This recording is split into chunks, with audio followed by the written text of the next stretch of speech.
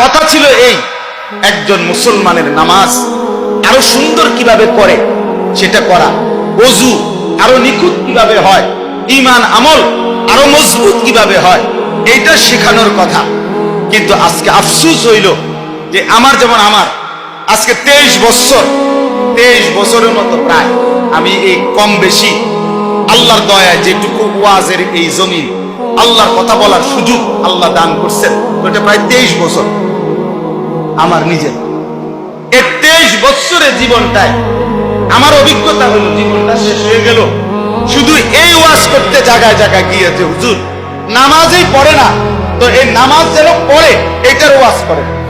তাইলে যেখানে কথা ছিল যে নামাজ কেমনে আরো সুন্দর হবে, রুকু কেমনে আরো সুন্দর হবে, নামাজ কেমনে আরো জান্নাতমুখী হবে, এটা বলানোর কথা ছিল।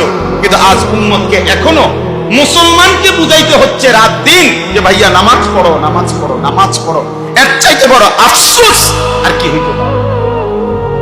আজকে দোকানদারকে বলা হচ্ছে দোকান খোলো, দোকান খোলো, দোকান খোলো। চাকরিজীবীকে বলতে হচ্ছে অফিস করো, অফিস করো, অফিস করো। মুসলমানকে বলতে হচ্ছে রাত দিন যে নামাজ পড়ো, নামাজ পড়ো। এর চাইতে বড় আফসোস। তাহলে বাকিটা সুন্দর করবো,